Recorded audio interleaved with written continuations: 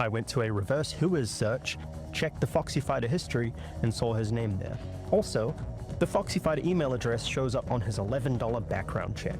Those companies are fucking scary. They are In the scary. glorious United States of America, the First Amendment protects the publication of truthful information received from a human source, which is the case here. Even if it wasn't, it's... One of the things that is just in general good for you to know, you can essentially pay $10 to $20, and with a little bit of information on someone, you can find out a lot of information on someone. I don't like these services. I wish they did not exist. Sometimes you can contact them and they'll take down your information. A lot of these are receiving information from cookies, which it's a dumb word, but it's essentially trackers that websites will put on your computer to see what other websites you go to track what you're clicking on, what you're skipping, stuff like that, which gets sold to some sort of data collector, which then gets sold to an information collector. So a little bit of information can end up being a lot of information. And sometimes websites will even track what you put in as your username, your password, your real name, your address, stuff like that. So take one thing away from this. I'm going to put this at the intro of the video because I think it is actually really important for people to know. Some of that information protection, like advertisements you see, aren't like absolutely horrible ideas, especially if you don't use a VPN or a protected browser. I have watched the first one, didn't stream it because it was a bit too long ago. It's about a month ago. This is actually one of the inspirations for getting into this because I actually I did some like gaming drama videos on the Actman. Well, I just had the one. And he interviewed Grummz in it, which is like, what the fuck are you doing? So, I want to watch the Gooner Nomicon. Let's get right into it. Fourth, why didn't I take this to a journalist or TMZ? Firstly, I don't think TMZ would want to touch this with a 10-foot pole. And secondly, most games journalists are happy to ignore Mark. He was who respects actively trying to TMZ get anyway. The story anyway. So while I tried to convince a journalist that I don't really have a connection to cover it, Mark would have already had control of his own narrative. So if you are a journalist wanting to do something about this, everything's in the description and you can contact me there as well. And finally, the intro in part 1 was way too long. I mean, why do you even care what a journalist thinks? You got 600,000 views. At this point, you are practically the journalist. You gathered the sources. You have them, you're publishing them, why do you care? Yes, so let's get started. Mark Kern is a liar and a fraud. Okay. I want to make it clear there's Good no start. insane smoking guns like highly illegal pornography or murder here. This is a deep dive into some more of the financial irregularities. I'm all up for financial discussion, let's go. Legally interesting things he's done around his companies. And also some... I just want to say I appreciate this guy going out and watching even like smaller people. Because Mamawako is not a popular channel. I have no idea who he's talking about with the Transformer cigar guy. So good on him. He's taking it in for everywhere. Watch my fucking video. This is some financial stuff here, which I want to talk about and clarifying some of the stuff and how it's intertwined with his career. Thoughts and questions about exactly how much... My impression of the last video was that Grummz essentially funneled money from company to company in a legal, although irregular way, and eventually bought cameras for one company and simply used it for another, which probably wasn't illegal. In all aspects. But was definitely very odd. Let's get into it. I think that's my main... kind of scooped part 1. I think that's my main disagreement right now. Is some of his stuff in the first video came across as like, ooh, it might be illegal, guys. It could be illegal. And it was kind of getting that vibe across where I was kind of like, it's definitely weird. I don't know if I would go that far. On emphasis on kind of, because he had an awareness that something was happening. He was so smug about it. He went on a live stream with one of the most He was very smug. rotations I've seen in recent memory. He called on the FBI. He called the fucking. It was like, I'm gonna call the FBI on this guy. He got my information off the dark web. And unfortunately for him, this stream gave me a lot of sound bites to talk about that people aren't going to be aware of because the stream's now locked behind a members only piece. I think Chud watched it live. You're gonna get 0 views just like you always have for your entire duration of your YouTube campaign, and you know what? A dick. You're getting an FBI report next week. What did Grummz do before Warcraft? It's 4 hours of what I would charitably call Coco Melon for capital G gamers, and I don't think anyone who isn't brain poisoned should watch it. So that's a good line. Guess what, guys? That's a good line. I did softcore porn. And I started softcore working on World of Warcraft, and I fucking pussy. Indulge me as I start with this one because this is factually incorrect. We have a backup of every Wayback Machine page. Whoa! Whoa! What the fuck? 100+ archived milk and milking references in this content, along with a death and blood tag. Whoa! We have the literature what? he wrote where his alter ego, Debbie Chan, violently abused a woman with the same nickname as his wife. And we found You're shitting me. Oh my god. What the fuck? Either produced by him or he paid to produce his own posts out him as commissioning fights from a custom porn company called Double Trouble. This was on a site called Heavy R. Heavy R is known for hosting extreme and graphic videos far outside of mainstream. So this is real-world violence, highly graphic material. Holy fuck! You will not find this video on a more mainstream I can't even site. give like a you gotta okay. Uploaded it, but it's one of Foxy Fighters. There's okay. I think this needs a larger text box to see where you got it from. Or it is just from Foxy Fighter or whatever. DT in association with Foxy Fighter brings you one that almost too hot to handle. Diana Knight is again the mistress with the most, and her pets this time are Shayla, Crystal Summers, and Tylene Buck. It's the same mistress and pets you enjoyed in Street Fighter? SF 007. But this time they're even more into okay. Mistress Diana wants her chained pets to fight for her affection. No, she demands they destroy each other for her. These are heavy chains the ladies are expected to fight in, but they do so as ordered. Savagely go for annihilation. Oh my god. I'm not reading the rest of this. Holy shit, dude. The sexiest pets you'll ever see. And so sit back and enjoy, because you are the real master. Holy fuck. Others, and likely not even the most extreme video. We also have it on DVD, by the way.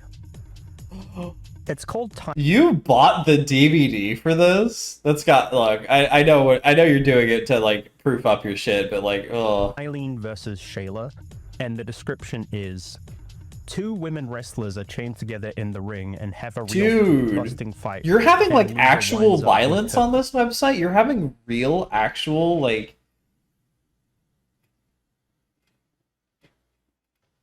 this goes way further than his last video. This goes insanely farther than his last video. And Grummz tried to cover this up by saying it's just soft core? Maybe he personally filmed some of it as just soft core. But like... oh, that's really skeezy when he's talking about the website as a whole and you're just talking about yourself and you run the website too. That's really, oh, that's bad, dude. Beaten to a bloody pulp. Not softcore. Yeah, this there is he the goes. Part that I feel people took issue with a crack a from monster. some aspects. This is not just a guy making Guna material, this is a guy making highly abusive material. This is why people in the gaming space think if you're looking outside and you're looking into the gaming space, people think everybody's fucking weird. How did those people go on that channel and defend Grummz? When allegations like this came out, shouldn't you wait a little longer? Like, in the short term, okay, you're getting, oh, it's like, oh, dude, this guy just released a drama video, and it's not the best, and you know what? Let's get in on it. Let's get Grummz on our channel. And it's like, they're not agreeing with him. I'm not going to say that they defended him, but I'm also not going to say they went on the offensive either. They definitely didn't attack or anything like that. They didn't, like, scrutinize him. And he was saying just schizophrenic stuff, so, that's embarrassing. Because there's gaming and tech writers who have fucking fantasies about the ridiculously awful things that were just said. These people give all gamers, everybody who plays games, everybody who covers tech, everybody on the internet, a bad fucking name. Who, Grummz? Thank you, friend of the show, Stuttering Craig. He's not a friend of the show. Hey, look, that's Yellow Flash guy, the guy that... Wait, so is... I think that clip could have used a little more clarity. I'll go back just in case I missed it. But, like, is he not talking about Grummz? I feel like that describes Grummz. This is why people in the gaming space think material. This is why people in the gaming space think if you're looking outside and you're looking into the game space, people think everybody's fucking weird. Because there's gaming and tech writers who have fucking fans. Wait, I gotta pop into the other stream for a second because I got a really important question. Then they would know. Hey. Who is this? What's up? I'm popping in for a second. I vaguely remember, who is Stuttering Craig? Stuttering Craig? Stuttering Craig. That's is he Giant Bomb? Okay. Calling in. I know Giant Bomb just got bought back by a bunch of its game trailers and Screw Attack. Screw Attack. Okay.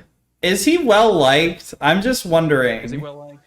No? Okay, that was a hard no. Okay, cool. Cause yeah, he's coming. I'm watching the video and he's coming across as a fucking freak. Oh no. Oh, I'm soft locked. I have to restart the entire game. Okay, cool. I had to know like what the opinion, because I thought he was one of the Mega 64 guys, but I knew I was wrong, so I wanted to get your opinion on it. No, he's not liked apparently. I can tell why. Okay, cool. Oh, okay. Fantasies about the ridiculously awful things that were just said. These people give all gamers, everybody who plays games, a bad name. Tech, everybody on the internet, a bad fucking name. Thank you, friend of the show, Stuttering Craig. He's not a friend of the show. Hey, look, that's Yellow Flash guy, the guy that most of the other clips are on. Is something turning up in the background? Different, irrelevant beef, but just want to make sure everyone's on the same page here, right? We're all I need to clarify. Grummz has allegedly been siphoning money and time to do this for years. To my knowledge, that's not actually an all too uncommon tactic, especially between businessmen in the MMO space. This is actually, it happens a lot where a guy who worked on World of Warcraft or EverQuest will... Sorry, I'm going to turn myself down again, my gain. My microphone is just everywhere tonight. I'm sorry. But somebody in that space will, you know, have a very good name from working on a massively successful project, and so some random studio or some random person looking to company looking to diversify their portfolio will invest in an MMO guy who doesn't want to work on an MMO because they just made World of Warcraft and EverQuest, and neither of them were particularly pleasant experiences to actually create. So they'll like fake make one and then kind of siphon the money off to a different spot, and a thing that's not illegal but isn't strictly legal either. Going in the same way. I think that was the case for it's easier to list the ones it's not the case for, which is like Hellgate London, the fucking one that Tim Kaine worked on, WildStar, and Final Fantasy 14, and some of the Korean ones. Who am I Arcade kidding? and Hypocrisy the doesn't matter to these Black folks. Desert. And there are going to be people on both sides of the spectrum, of the political spectrum, being like, so, isn't this sex work? Isn't this kink?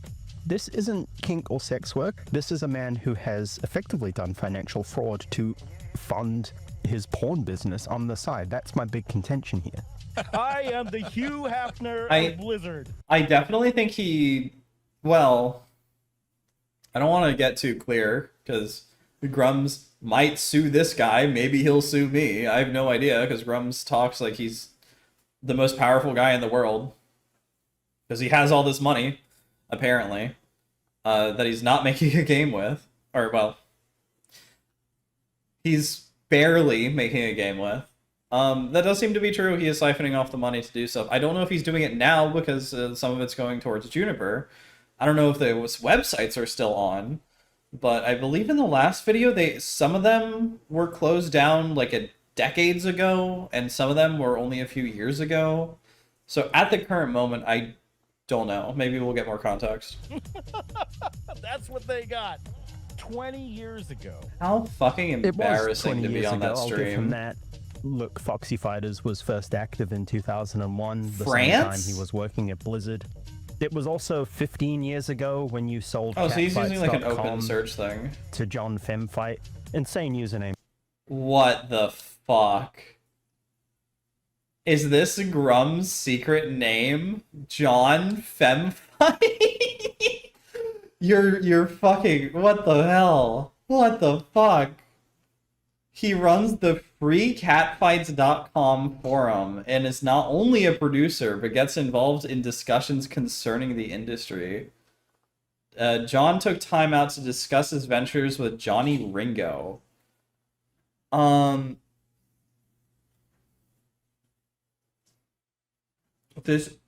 mean, maybe he'll reveal it. He might reveal it because he has the blur over it. Maybe he'll keep it prevented from being doxing, but holy shit.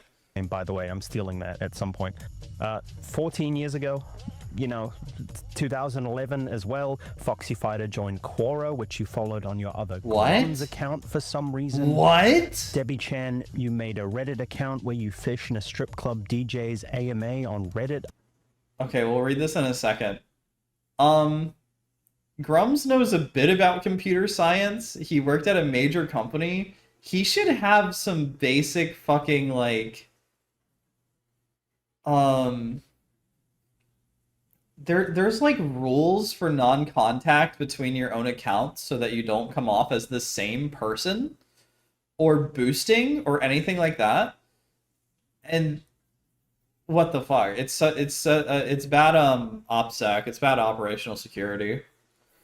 How catty were the girls? Any epic girl fights? There was a lot of fighting. I've seen girls in stripper clothes and heels take a fight from inside the club to outside in the parking lot. It was like in a cartoon with a giant dust ball with arms and legs sticking out. A few patrons got caught up in it. When strippers fight, are boobs a favorite target? Did anyone really know how to handle themselves? No, hair was pulled and stilettos were used as weapons. For untrained fighters, some of them were good. Stilettos sound like ugly weapons. Ouch! Ouch! I love when people put fucking onomatopoeias in their fucking text. Like fucking stupid idiots. If it were me, I'd definitely stick them in places, but I'm nasty in a fight. Grummz is literally pretending to be a girl, like a young girl. Asking if when strippers fight, What are boobs a a favorite fucking target, and saying freak, you put dude. stilettos in nasty places. I don't want to say that's typed one-handed, but this was all around the time you were running Red 5 Studios, a studio where you Fireball, have a lot of goddamn. baggage around financial Could've been mismanagement, good. disappearing for weeks at a time. Just to and hammer then the point home, he was always disappearing for unexplained reasons. Steer clear of this imminent shipwreck. Despite all the negative aspects, there are a handful of really good and hardworking, probably coworkers. Recommended neutral on CEO approval, negative on business outlook. Cons, hostile work environment because of the current development hierarchy. and coming back and tearing up the work that was done while you weren't there. It was also 10 years ago when you were actively recruiting for filming in 2016 and No selling clips on clips way. for sale. Just wanted to update everyone on where we are at foxyfighter.com. We've been filming. We did an incredible set of matches between Carmen Valentina and Sarah Brooke. We pulled out all the stops with custom high-end sexy outfits, professional makeup and hair, and shot the match with a Red Dragon camera from a movie feel with Hollywood lighting. See sneak peeks on our Twitter, twitter.com/FoxyFighter. We didn't skip on the action. We blended fantasy scenarios and high glamour with a much more realistic feel. Whatever the fuck that means. If you like high-paced energy and feminine catfight feel of the old California Wildcats, dude, he's such a gooner.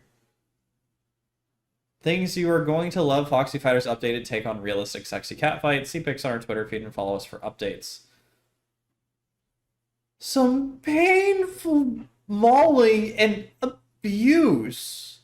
With the holidays over, we're back to update the free site with stories and art, with some stories and artists on the way. The big news is that we've been filming in preparation of releasing the beta of our new wrestling video download site for producers. We've included our own videos under the Foxy Fighter label, but all producers are welcome. Also, all models are welcome to create a profile and will be able to find and book work and sessions as well as manage travel schedules. If you're a model or producer and would like to participate in our beta, please email us.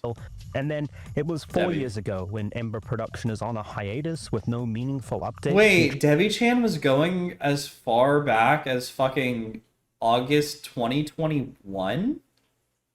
Try and bring Foxy Fighter back with those stories I mentioned about I don't remember. I'm pretty sure Grummz does not address it in that stream, but you can't see the stream anymore, so you can say whatever you want. You can't. But what the fuck? Chan violently abusing women. This is after you'd already taken money to crowdfund Ember, by the way. And you did. Oh my god. Jesus. Oh, he's a New Zealander. Or that's somebody from New Zealand who got the screenshot. I'm not sure how he helped make StarCraft, but for World of Warcraft, he was like a businessman who helped get the game sold in like China and Korea, and did help with like business stuff. And people do this all the time whenever they're doing their crowdfunder, right? Like it happened with my number 9, where they overemphasize how much they helped create the game. Because, like, if you were being honest, you would say, I was one of 400 people making World of Warcraft, or I don't know if it was 400, I think it was like 100 by the end of it. And I was the primary businessman, and now I intend to organize the creation of a massive planetary war game. That's how I would put it. The point that I'm laying down here, this is a man who has a 20-year pattern of taking... Also, what is the average here?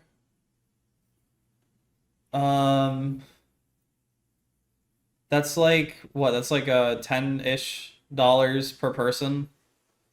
I really wonder what that split up is like. Money to do one thing, but going off and doing... Because another Kickstarter thing is that usually people will donate with sock puppet accounts, money that they already have, set a goal higher than they actually need, just to cover, or lower than they actually need, because there's a bunch of like psychological stuff going on. His own weird porn side hustle with the money. That's the contention I have here. That's what I want you to understand. This isn't just kink on the side. This is kink, but using money he's taken from other ventures to fund it. That is fundamentally... So that's his fraudulent. allegation. That's what I'm Okay. getting at. That is my contention here.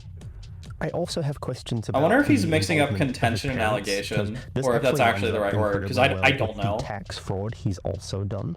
So Lunar Ride asks in the chat, did Mark pay his mom as CEO of his porn company? Actually, no, not for CEO of the porn company. She does work, you know, as the accountant, as the financial manager for my current company. So this is the part that confuses me a little bit. Your mother was the CEO Yeah, on that paper, doesn't- but not paid.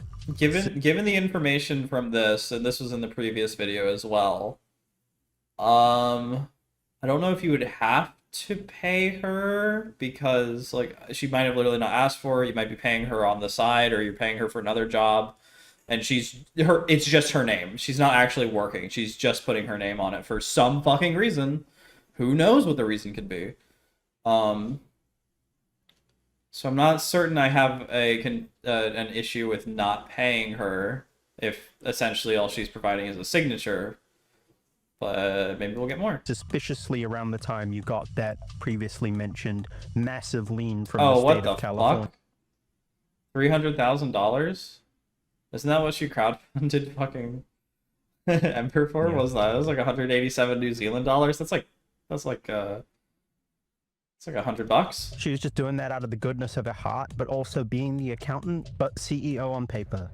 I'm just trying to make sure How I've much got is a that. New And Zealander while I'm on dollar? the subject of your mom, why did you know off the top of your head that 180,000 New what year Zealand and month she was in Playboy sterling. magazine? $2. She was hot, man.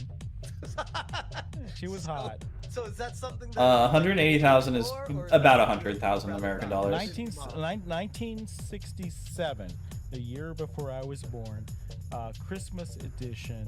And I talked to my mom about this, and she's totally cool with it. If you want to go find that issue and find a section called Women of Asia, she's in there, and she would actually appreciate it. This is if one you of the things that's actually like, dude, talk- are you gooning to your mom? How do you know that? Did she tell you what issue she was in? Is she weird? Are you weird? Are you both weird? about that and post it, she would get. I do like the Asian women. If I knew this about Oh my god, what a horrendous fucking brainlit comment. I do like Asian women. Nothing else to say? Jesus. my own mother, I would probably be Ember Bunny Girl cinematics. as bad. This is another thing. All of the... If you've seen the game... Wait, let me pull it up on another screen. If you've seen the game, it doesn't look like this. Also, this is... So like, what the fuck? Ember game. Oh, it's M-Ater. M-Mater. Toe-Mater. McDizzle Gaming, the crowdfunding scam of Ember. Ember update April 2024. One other demo environment and other creature. If you don't believe me, take a look at my previous videos. Many people, however, won't see it like I'm less certain Ember will ever come out. this because they have the assumption that all generals too that never saw. We wouldn't label these as a scam. This is Project Creep, very lack of- early gameplay. Oh, Funding, lack of community interest, mismanagement of funds, and failure to deliver do not mean that a scam has taken place. If the game were to release today in its current state, I would be right on the same page as you because the project would have delivered a product that was not agreed upon. I also find it difficult to defend the use of the word skins when we're talking about rendered images or sometimes assets that have no functionality and can. oh, so this guy has his own whole criticizing video on this game. That could be interesting to go over after. I'm gonna give this a like because I think this was a year ago. What other stuff does this guy have? This might actually be super interesting. Oh.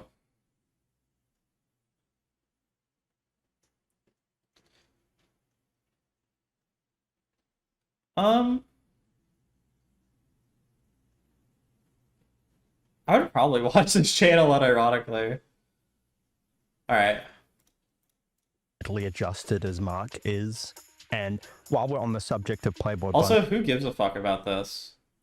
Why would you, like, as a gaming company, why would you post a fucking bunny girl playing a guitar with your logo plastered everywhere when your logo has, like, no value yet and people don't even know what your game is about?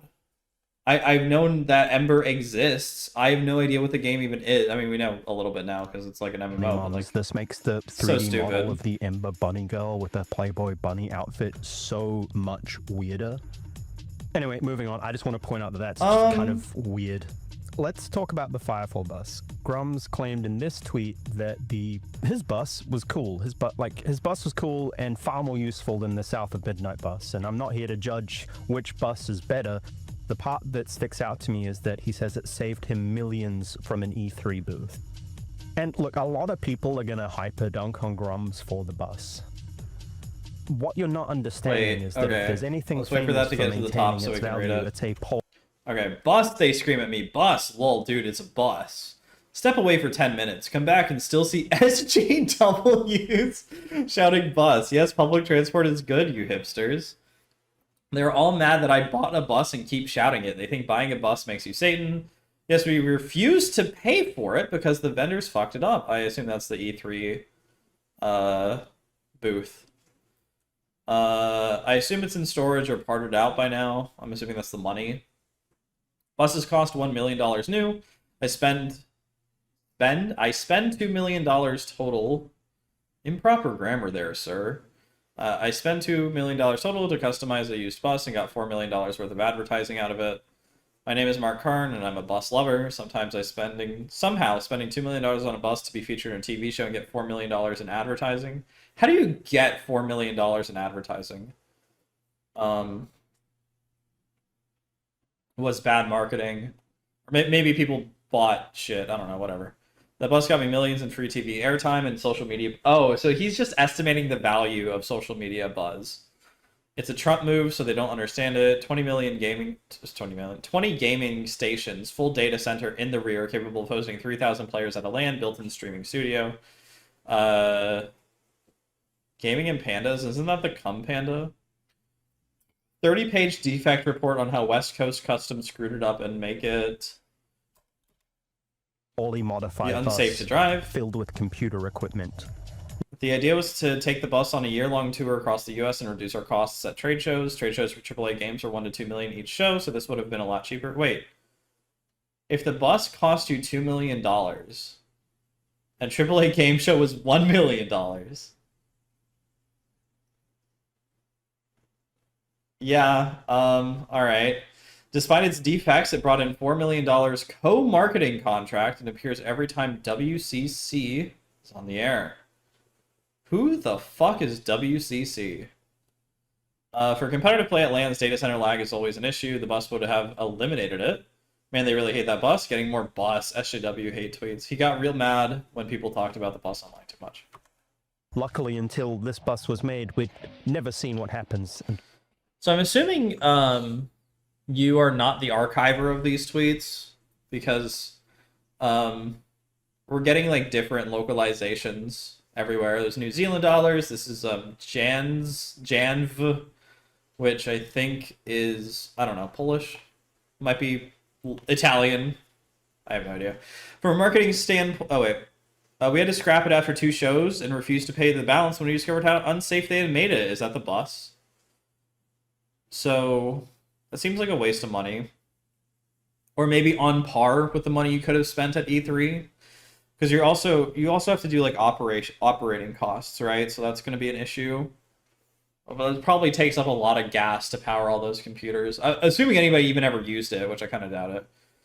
From a marketing standpoint, it worked perfectly and doubled its value. Some people can't do When you business combine around. both. This is The the best real part, capstone of Mark's time. they as raised the CEO value of and promote Red 5. Firefall. I think Ross Game Dungeon has an amazing video on Firefall. Does he? Let me double check that. Ross Scott, Firefall.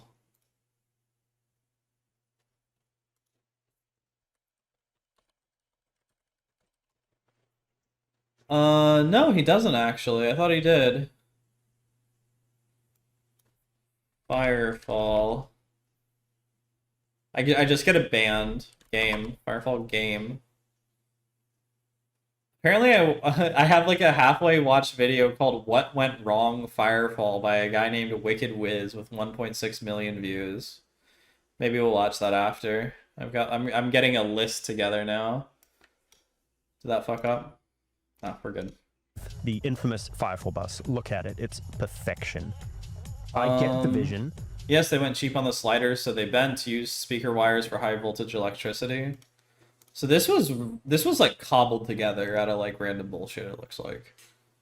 I'm not entirely certain I would even be comfortable around that kind of electrical hookup. I'm also nervous around electricity because I've been shocked like 5 fucking times. SCWs are realizing the bus made money and are getting... Oh wait, is this repeating? Or did I repeat? It was late by nearly a year. They committed to 2 trade shows and missed both deadlines. We still had to pay show. SJWs, I can't get over that he's saying that. Okay, the bus made money, but the game flopped. Dude, I wasn't there for the launch and they changed the whole game. Why are you so committed to defending the fucking bus then? Who gives a fuck about the bus? A modified vehicle turned billboard that would travel across the country to host localized competitions for your Firefall esports. Like, definitely a thing. Wait, why does he keep changing his fucking... Or maybe this just doesn't belong there. It's just like a whole archive of his tweets about the bus and or marketing budget or whatever. I didn't want to spend $10 million on marketing like the investors wanted me to. I spent far less. Most people don't realize, but a AAA game marketing budget is like 60 to 120 million. There's a lot of pressure by investors to spend many more millions on marketing than I did. They wanted a big splash. I refused to spend it all on banner ads like they wanted. What's the lie? Vendors messed up the bus. I saved it and still doubled my money. I've never seen so much hate about a bus. Look, if it's double money, it's my biggest failure. I'll take it and do it. I didn't, though. I mean, maybe, I don't know.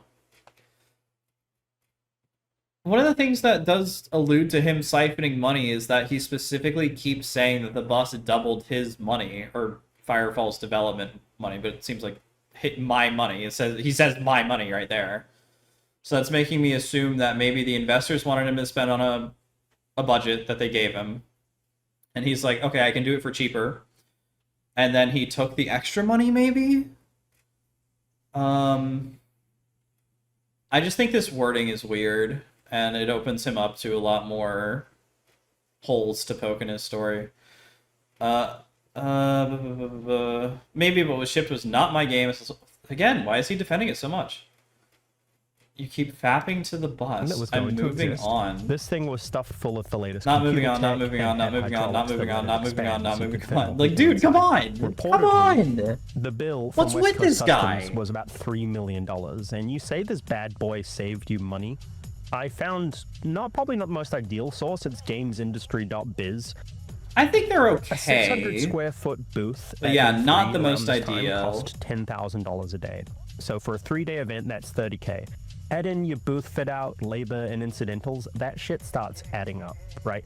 Your own budget for the E3 you skipped for the Sopa Piper protest at Red 5 was $50K, by the way. So even I'm assuming that this might be different to what Grummz had wanted particularly, or maybe the investors, if I'm being generous. If I'm being very generous. Oh no, wait, maybe not. Okay, so I'm reading this now.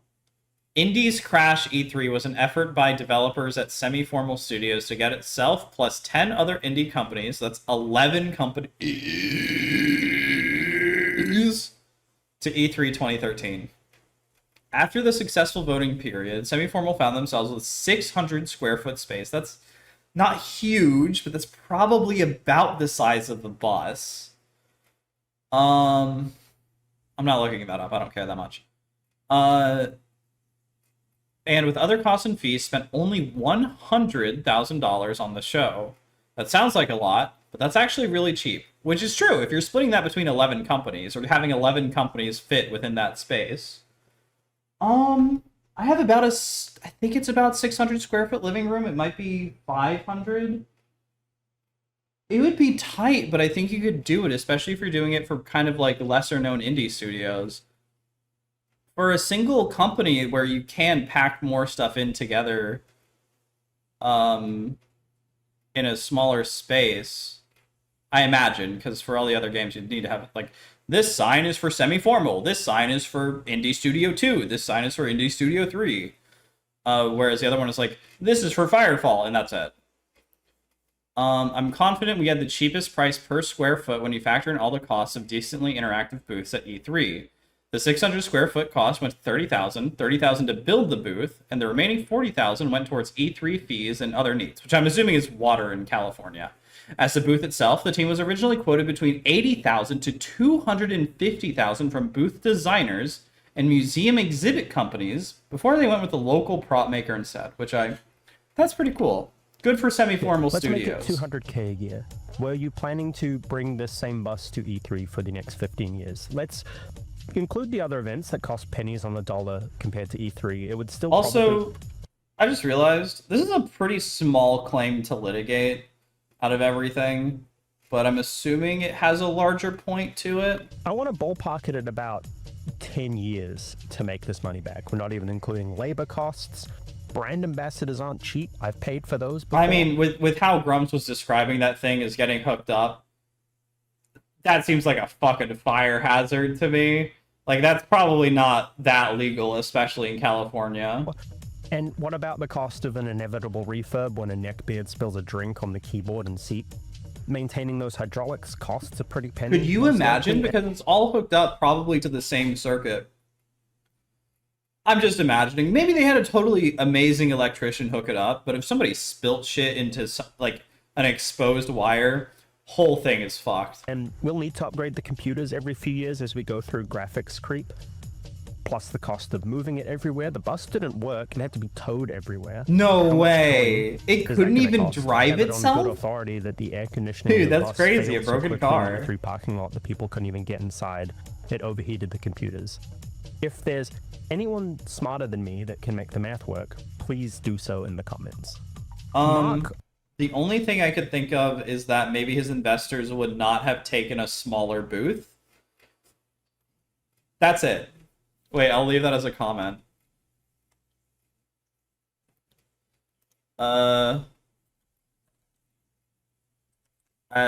12 minutes, you ask how to make the math work. I'm trying to have the most generous interpretation. Wait.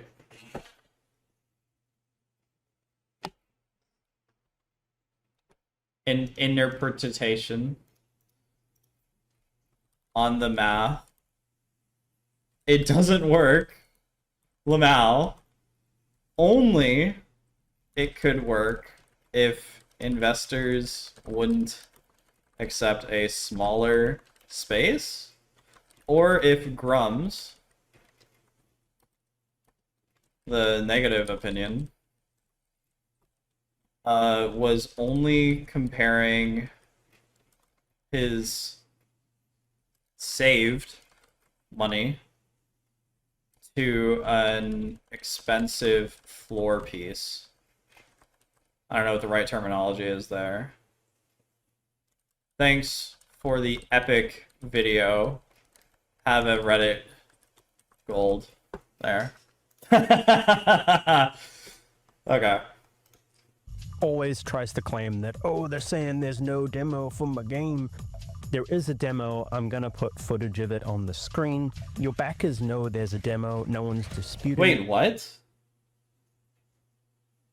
Wait, wait. Is he showing Ember or Firefall? I'm confused. Okay, it's Ember. I'm gonna put footage of Okay, it on the screen. Your backers Oh know my there's God. a demo. No one's disputing. This is from Leandrin on aside from people refusing. Leandrion. Okay, let's get that channel up too and watch it after.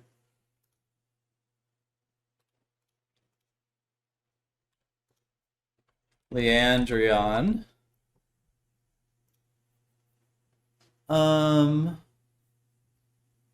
Ember demos. This channel went down fast. Ember demo, 25th of April. 02 bullying aliens. He played Venetica? Dude, I wanted to play that. One of the alternate things that I wanted to do for my channel is play really obscure games that no one's ever heard of, like Venetica and Wet and Black and Bullet.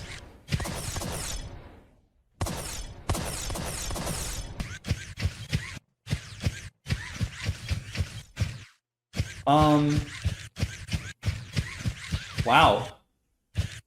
Guys, we're revolutionizing MMO gameplay here. You can see the frame rate counter. It is not super stable, but at least it's hovering around 60. Well, maybe this guy has like a 1060 or something. All right. To give you the benefit of the doubt, and I want to be charitable to Mark. The demo kind of exists, but this is just another woefully mismanaged game for about the third game in the row. So I don't know how much experience he has, but this is maybe all of the effort. I don't know. It's rubber banding so badly. I have to think that this is like incredibly incompetent management. Because the 3D models look fine, but things are like glitching through walls. Things are stuttering. It's not good. Like, come on, homie. You released a updated build for your vertical slice, and I want you to imagine air quotes around vertical slice because it's not really that. That has a I think because I'm trying to play devil's advocate. The most generous thing I could say is that Grummz is very much trying to avoid a crunch situation where during World of Warcraft, people were working, I think, like 18 to 20-hour days in some cases. Some people wouldn't go to sleep for like days and just stay at the office to work, especially as it got closer and closer to the deadline. And he's trying to prevent that, so everybody's like very chill.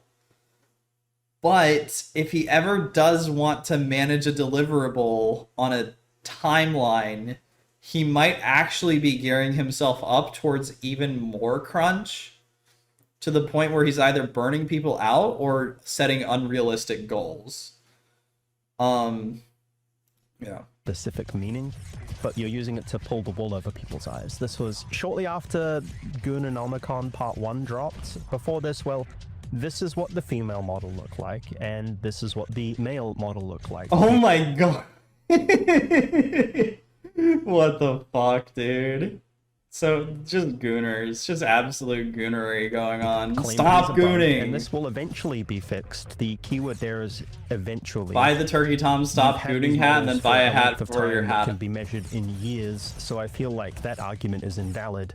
What you've actually done is remove the ability for players to leave their mech suits to cover up your shortcomings. Aside from that fix, months and months ago, this whole new build, months of work, consisted of adding 2 new models that you made more than half a year ago and took 6 months to texture, replace 1 gun on the mech suit, slam a bunch of Unreal Engine store assets in to replace any white boxes, and turning the skybox purple.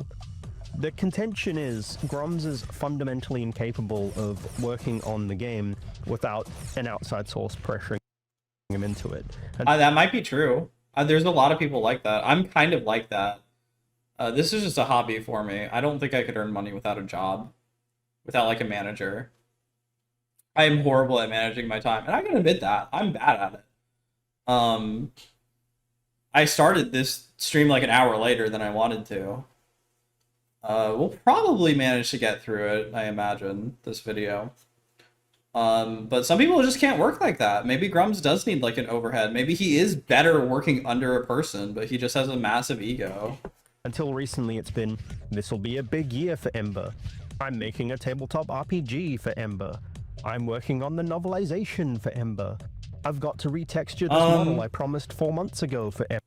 So the novelization and the board game thing, that's really common for games to do now, or for franchises to do now, because it helps shore up the property. But you don't do that until the game is already out and people like it. Otherwise, you're just wasting money. Ember. If Mark promises a timeline, you can double it and probably correctly guess the right timeline. That's actually true for games. You set a deadline and you double it, and that's when the game will actually probably come out. Or triple Ember it. started crowdfunding in 2017. So far, my game is on double. Needed $60,000 in 6 to 8 months, so it would be Kickstarter ready. It is now 2025. We are nearly 8 years later, and it looks... This looks like... It is an MMO. It's not a single-player game, so I'm going to say it looks like about 2 years of work. Especially for a new studio, if I was generous, I'd say 3 to 4 years. 8 years is too long. 5, 6 is probably the cutoff for like, this took way too long. 8 years? It looks like this?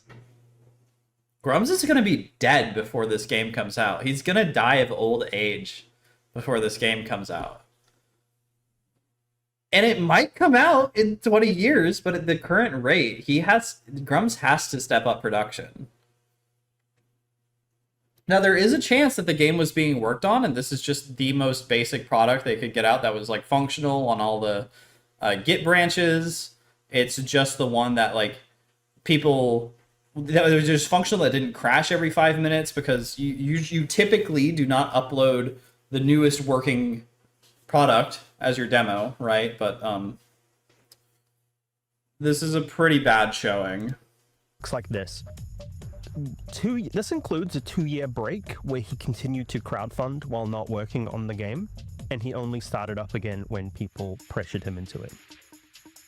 Is that not fundamentally criminally fraudulent behavior? No, it's not I'm not- criminal. It's not criminal. It's scummy. It's scuzzy. I don't like it. It's not criminal. The only person bringing this up. There are other YouTubers and content creators doing so. You can look at what McDizzle is digging up and what Nazmir is putting out. They will have links in the description. It's not just people with microphones and platforms. It's your own backers at this point. To help this along, I'm going to walk people through a detailed look at Ember's production timeline and exactly where you failed to live up to your promises. I'm going to stop this. Yeah, that is true. So, it's been a couple months at this rate, I recall, and those without the latest download can't test the build. Cue the Steve Miller Band, take the money. I don't know. I backed the game a long time ago, subscribed to the game a long time ago, and remained monthly subscribed. I canceled myself a year ago due to no progress, and I'm dropping this Discord channel. This game is not coming out, and if it does, it will simply be a complete demo that is dated for the age in which it releases. Absolutely. That is absolutely true. These failed projects have murdered future Kickstarter ventures for game devs. I don't think it started as a scam, but it certainly ended as one. P.S. As a member of the community coming up on 8 years, this is insane and unacceptable. Back the game until a year or so ago. Constantly complaining on Twitter instead of progress on the game has made me stop. Absolutely. These people are absolutely in their right and making good criticisms. In May 25th, 2016, Kern goes on the Firefall subreddit Asmongold telling players moment. to kill Yeah, the game. Firefall is still alive. yeah, At this point, yeah, it wasn't doing that's well, true. but he wanted Yeah. them to kill the game so he could buy back the IP. Okay, Firefall. I don't care This about was the Firefall. same year Mark had basically self-inserted into the Bring Back WoW Classic petition, and he'd somehow managed to leverage clout off something that he had next to no involvement with. But In my opinion, and I can show you guys something because I had a personal issue with it. Grummz has become nothing but a valuable mouthpiece to people. So, I'll just type that in. This is a video 3 days early I access. shit on from the Act Man. This part. I like that people just replayed the fucking KOTOR clip. Here we go. People only like Grummz because he's popular. Nobody actually knows or cares about what he does, except for the people that backed him. They obviously cared at some point. But I think it's entirely like a clout game. That's the only reason people ever interact with Grummz, because what does Grummz do except for collect clout at this point? I mean, I guess now he's working on his game, but that was only like in the last couple months, right? So this is an example that I know about. I'm sure there's more that I don't. he spun that into the... Oh, well, actually, the other one was in the thing he referenced earlier with the stream. My mom was also hot. Yeah, that's a good chapter title. Here. petition, and he'd somehow managed to leverage clout off something that he had next to no involvement with, but he spun that into the Make Ember petition. He's a petition hog. So on June 27th, 2016, we get our change.org petition to make Ember. Weird to convince yourself. He says he was using it to see how much demand there was, but it's still weird that you'd like petition hog yourself. On June 30th, 2016... Whoa. Could we have a...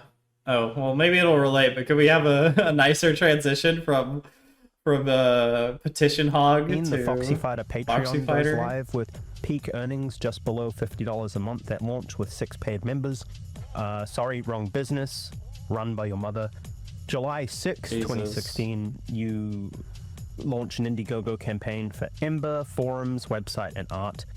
That is a nice and respectable $500 goal, raising $3,065. And I think, to be honest, you can make a forum for like $20.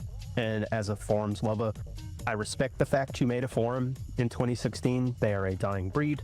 Props to commissioning an artist. I will give you that. But this guy hates 4chan. Time advances to August 29th, 2016. A second Indiegogo campaign hits the crowdfunder's wallet with Ember, massive planetary wargame, wage full... Wait, I'm just watching the video. I need a GIF on screen. Image 2. Downloads. Here we go.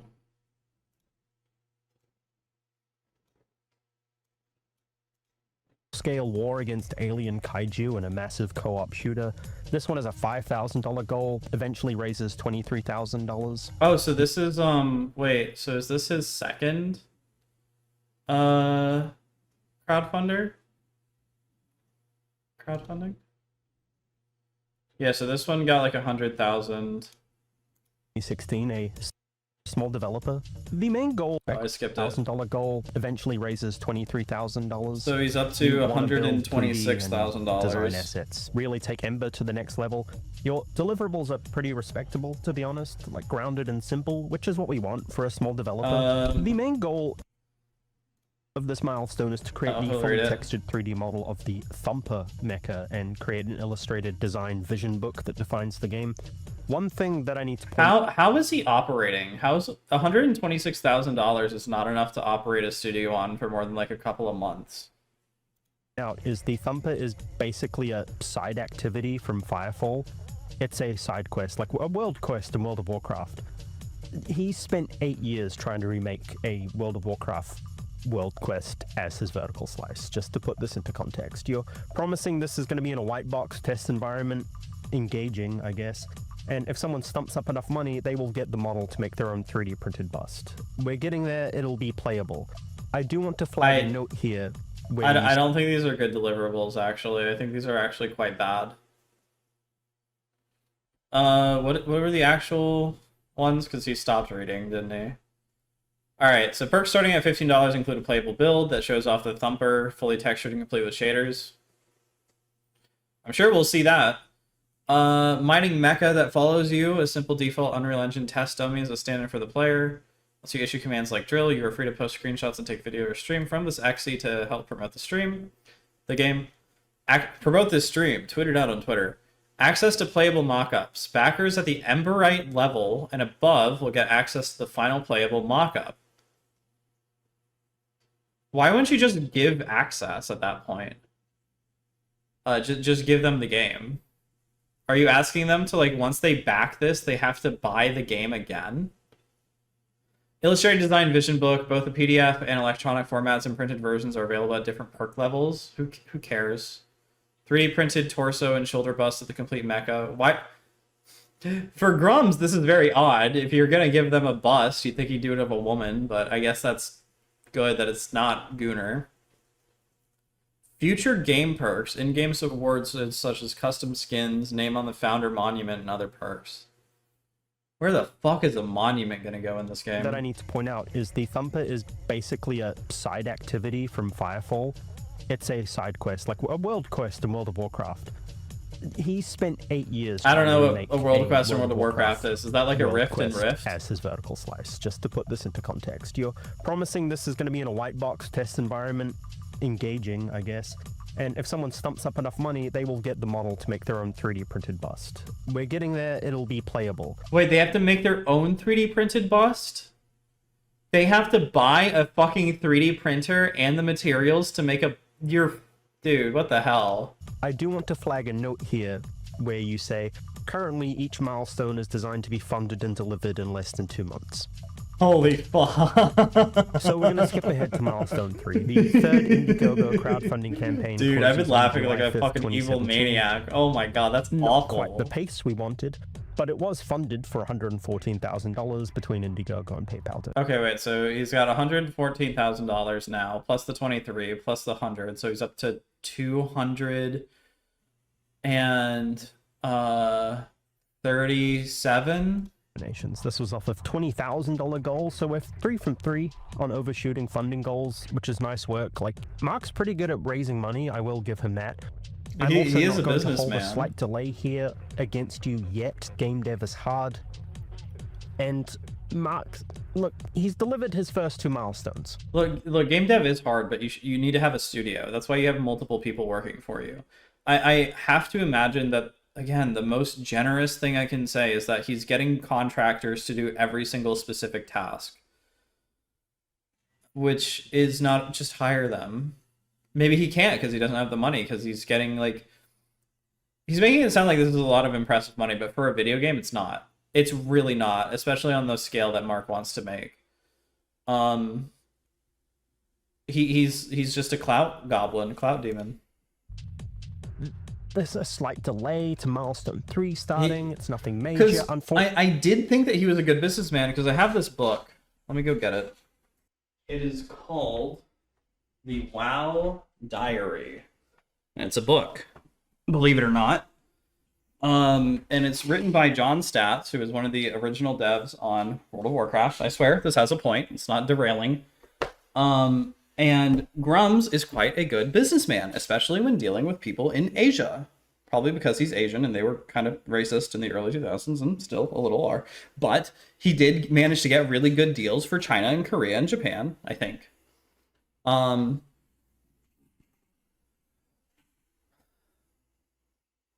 I'm not seeing where that talent is now. He's really not displaying it to me now, or to, I guess, the public in general. Grummz is kind of just eating clout. He's getting clouted. Fortunately, this is where things go off the rails. Grummz promises a playable mock-up in 6 months. I highly recommend the book.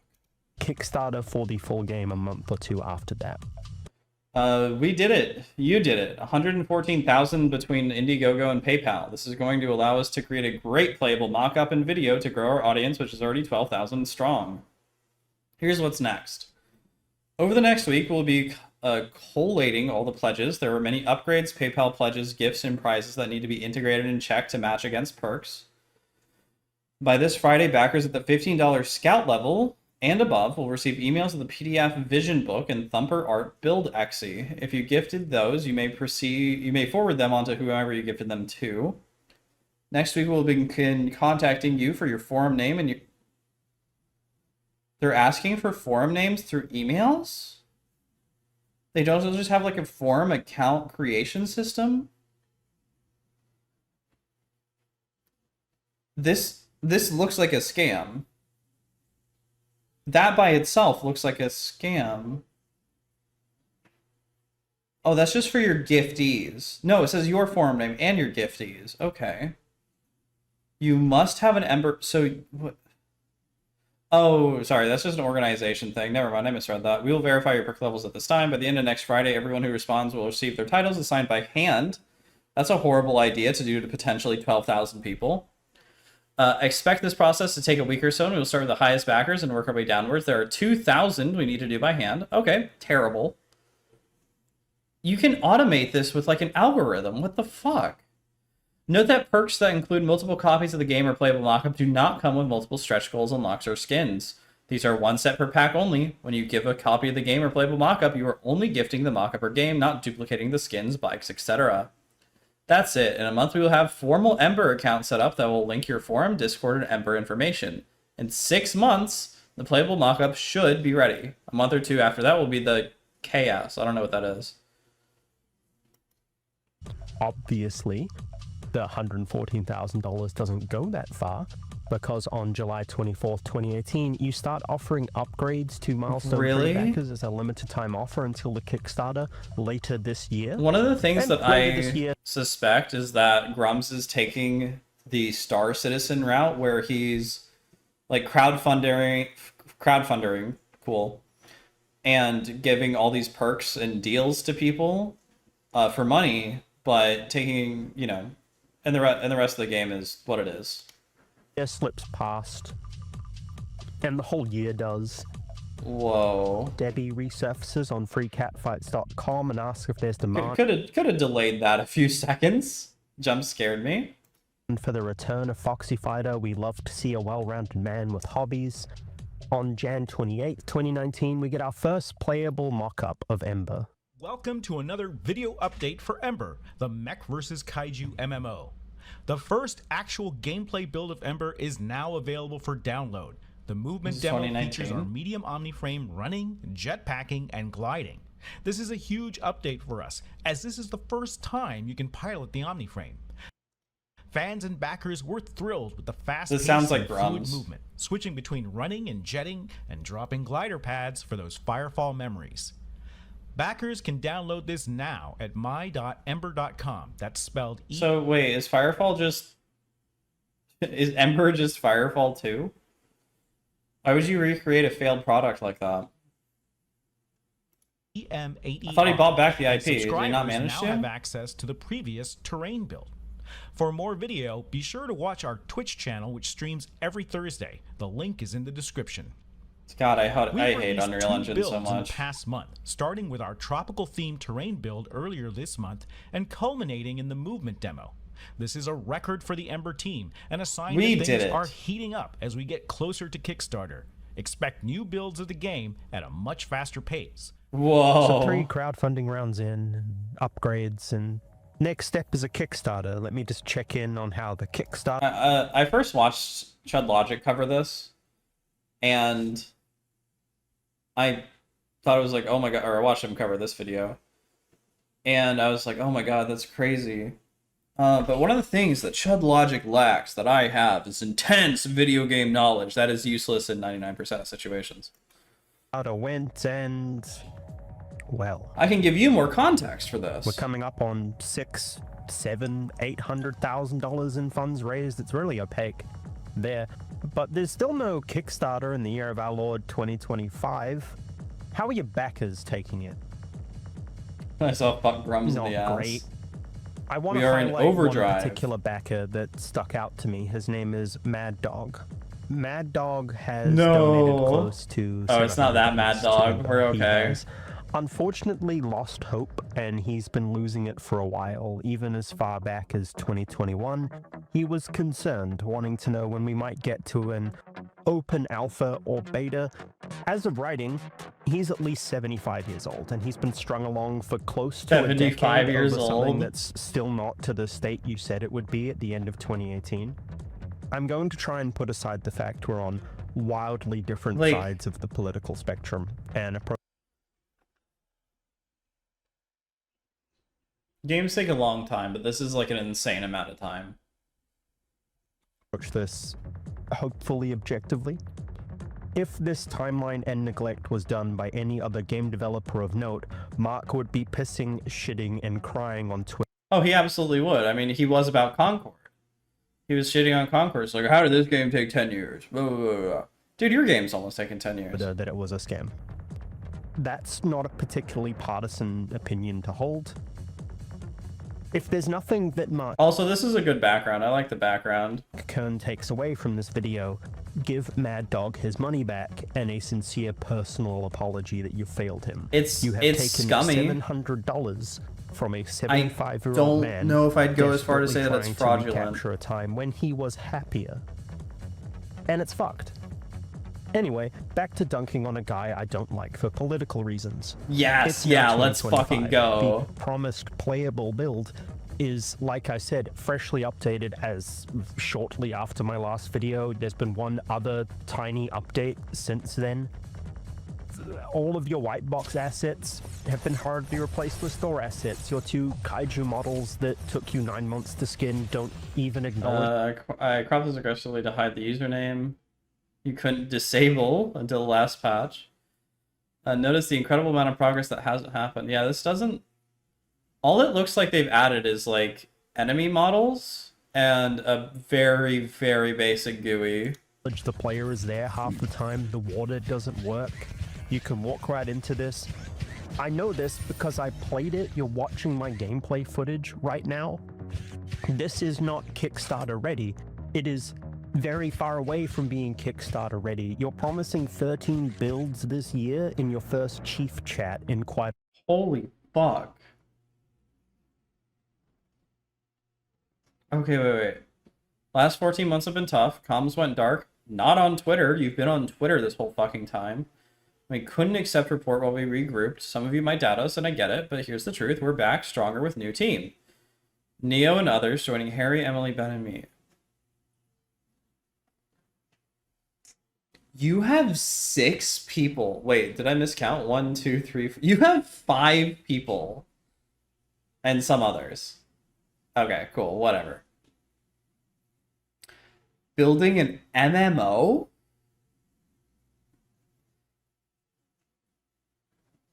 Dude. Is that not mind-blowing? Is that not absolutely, like, insane? How do you have, like, I'm just gonna say 10 people. Let's be generous. Let's say 10 people. How do you have 10 people building a game on $250,000?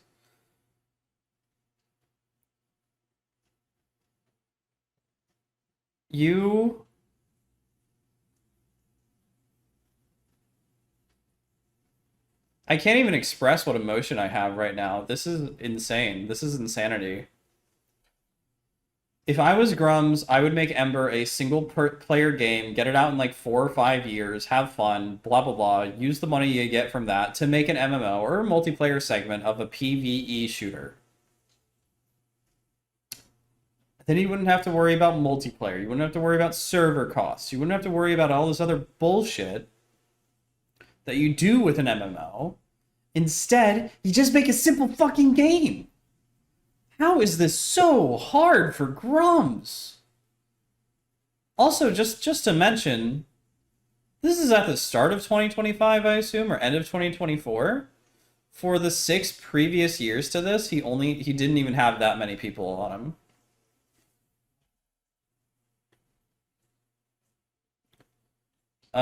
He bit off more than he could chew, and he got lazy because he couldn't chew it. He couldn't chew the fat. And now he's trying to finish it because it's become a big enough controversy to, I assume, harm business deals. Quite a long time. You're now 6 years overdue, and how many thousands of dollars in subscription fees overdue? Oh, fuck. Are people paying subscriptions for this too?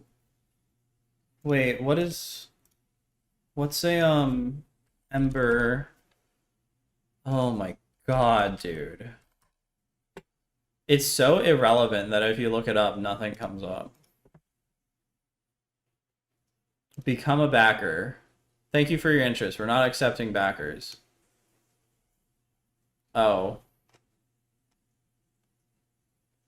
Dude, you put nipples on the fucking model. How much of a gooner are you? Come on. You were taking subscriptions this whole time. I'm not showing that on stream. Removing the ability for people to cancel them, which is actually a crime in California. You're letting people cancel them now, but you were doing crime. Because you can email support and there's not that many of them, I don't know if that would be considered a crime. But I am definitely leaning towards yes on that one. You were selling one-off founders packs, like the ones you tried to entice people back with a few weeks ago. The subreddit for Ember, who don't like you anymore, thought that was a bit bold. And to be frank, if I saw this as an early access game on Steam, I would be suspicious it was an asset flip. I think every single person... Wait, isn't it an asset flip though? It's literally flipping like Unreal Engine store-bought assets. Financially involved with your venture deserves financial You have like 3 or 4 unique assets, and that's Speaking of financial transparency. What is the non-profit people are asking about in the chat? What is it? I have no idea because I've never founded a non-profit. And this is why I'm filing a report with the FBI. So firstly, I haven't seen Kash Patel yet, so I don't think he filed that report. Also, that's factually incorrect, Mark. We need an organization, one that speaks for us, one that's willing to defend gamers' rights. That's why I founded League for Gamers. League for Gamers is an independent, non-profit... No way, I was waiting for him to say that. You're fucking kidding me. I have never founded a non-profit. I'm founding League of Gamers, a non-profit. What a mic drop. Advocacy group for gamers and like-minded developers. Also, isn't this just like bully hunters for right-wing people? Right-wing, like if he schizoid right-wing have like Twitter people. Pieces of evidence to back it up. More fool us, I guess. Here is the State of California documentation showing that League for Gamers was founded by you. You might notice suspended, it's a not-for-profit. You might not have heard of League for Gamers, and that's okay. On Jan 18th, 2012, Red 5 skipped E3 to protest SOPA/Piper. They donated their E3 funds of $50,000 to Mark's new charity called the League for Gamers.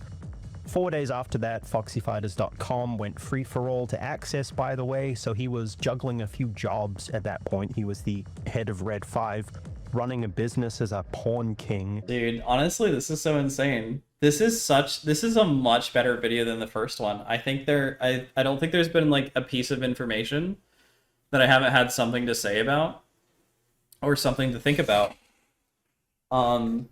This is a great video, MLYP. His own words, not mine. And head I just don't like the name because it's too close to MLP. of a not-for-profit. Busy guy. Hope you managed to keep it up and didn't Also, that's a great Appy. commingle funds or spend time on Foxy Fighters while he was meant to be CEO.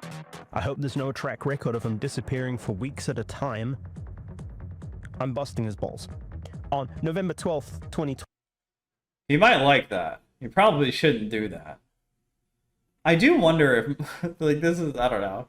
I do kind of wonder if Mark just goes on, like, week-long goon sessions at fucking Foxy Fighters.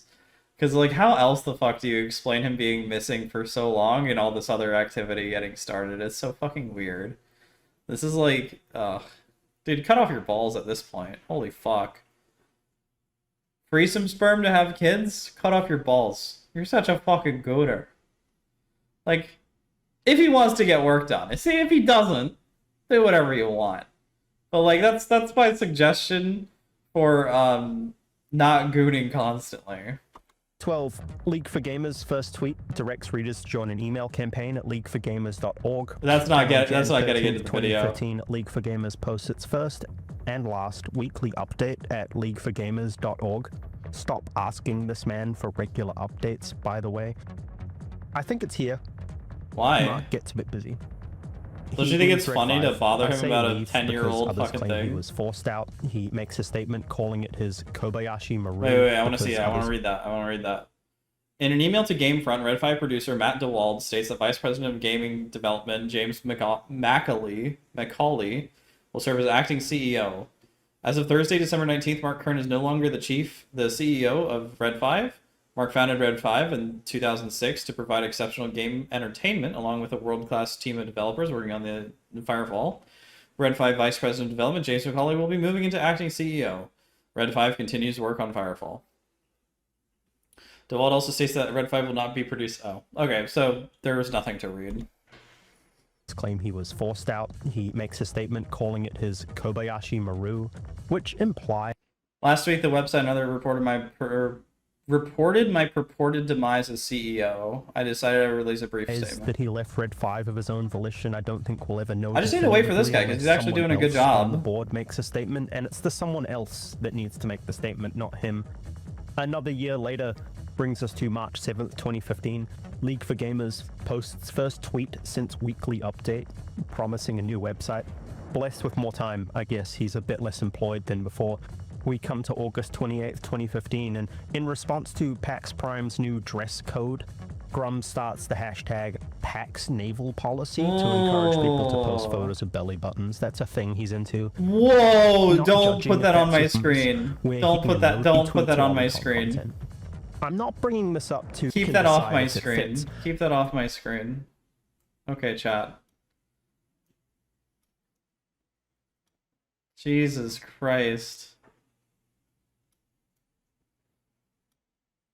That's fucked up. I do not want that there. Thank you, MLYP. Please do not put lolicon on my screen. Care to clarify whether there are allegedly deleted tweets from you about admiring, I'm just going to call it LC images on Twitter. I'm sure it's all a misunderstanding. Those are from Naval Saturdays, where we protested the PAX ban against aggressive navals. As for images, instead of to retweet them to what an aggressive naval is. Thousands of retweets later, hundreds per day on Naval Sundays, everything from battleships to oranges, animes, and 3D. Never looked at any of them as long, very long. Never looked at any of them as long, very long. I'm surprised that you for falling for this. I've been very supportive of your channel.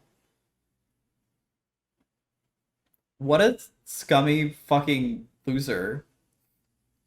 Do you know how much I've supported you? I breastfed your fucking channel with fucking Foxy Fighter. And you do this to me? You dare! You dare! Try to bite the hand that feeds you. Fuck you, Babs. You could have stopped and asked. What is wrong with this man? I'm just making a note of it because this spins off into a section exclusively for this stuff right on the League for Gamers website. For some reason. This is a part I've been stuck on this whole Wait, time. what? He's Stop, real stop, public stop, stop, stop, stop, stop. I might turn off the stream video for this. This is MLYP. Can you not? Okay, so we have League for Gamers, Room 101, RPG Lovers, Dev Learning Center, Gamergate Emergency, Grummz Naval Command, and apparently there's Loli there, Lewd Zone. On your non-profit charity website, you have a lewd zone. Okay. SJW's Radical Feminists and something else. Late to the Game Bunker. Retro Room, Cyberpunk, and V Embassy. For some reason. This is a part I've been stuck on this whole time. He's real public with the lolicon, but real private with the sexy lesbian cat fights. The human psyche is fascinating, but eventually League for Gamers shuts down. I don't even think that Its one was website is lolly, that was just open-sourced lewd. on April 3rd, 2017, so you too can start your own League for Gamers. My big question about this here, aside from the lolly and gamer content, is the legal status and where that 50k that I mentioned went. The original non-for-profit was dissolved in 2015 by the state of California because documentation wasn't filed in 2013 or 2014. That's a real big pattern there with Mark's businesses, by the way. The man just loves saving trees. However, a second League for Gamers was registered in Delaware another one? about 5 months later by a broker as a for-profit corporation. United States Corporation Agents is an online legal services company who can file these things. I'm assuming on your that's like a behalf for medieval privacy Rocket Money. reasons. The timeline there alone kind of raises that red flag. It's been removed as a not-for-profit in California, but you're obviously still operating the entity, and like I mentioned, you did this interview on December 17th, 2015 with the GG.com confirming your involvement. Is he gonna read So it? that raises a very pertinent question of where did that 50k go? California nonprofits are required by law to publicly disclose how they spend their money. But it's not a I can't seem non-profit to anymore? find those publicly disclosed. To publicly disclose So, okay. Mark Kern interview, League for Gamers, whatever. A few days ago, I had the opportunity to do a Q&A interview with games industry veteran, League for Gamers founder Mark Kern. StarCraft, Diablo 2. When did he add Diablo 2 to his portfolio? And in the interview, Robin Eck, I asked Kern about everything from censorship to whatever. Always been curious how you got into game and game development. I took the long way around to get into gaming. I've been programming and designing games since I was in high school. He's a programmer. I didn't know that. I honestly thought he was just a businessman. He's always marketed himself as a businessman. So, in Basic on Apple IIe, based off the adventures of Ulysses as an English project. It wasn't until I went to law school and I started professional game development. In law school, shouldn't you be studying for the bar exam or something? While studying, I did 3D art for Star Reach, No Nothing Game, and 2D sprite work for Way of the Warrior by Naughty Dog. By then I was hooked. I graduated from law school and started my first gaming company before moving on to Blizzard, where I worked on StarCraft, Brood War, Warcraft Adventures. I think that got canceled. StarCraft 64. Holy fuck.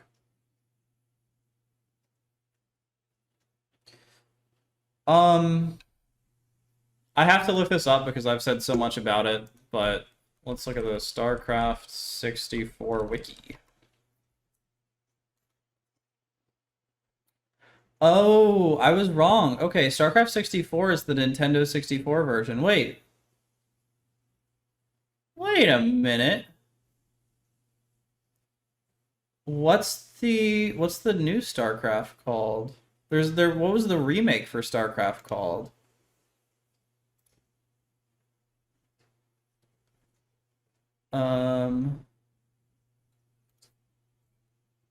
StarCraft Classic?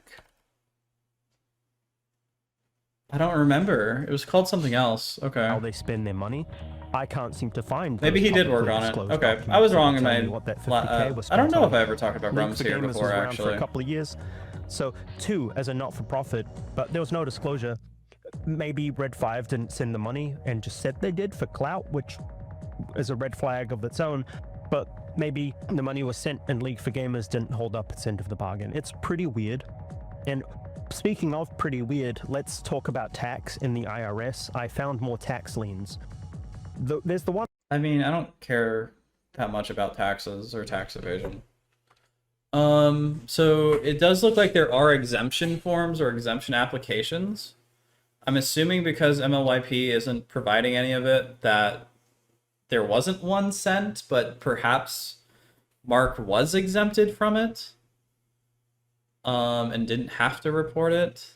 I don't know if that's how that works. I don't know if MLYP knows how that works.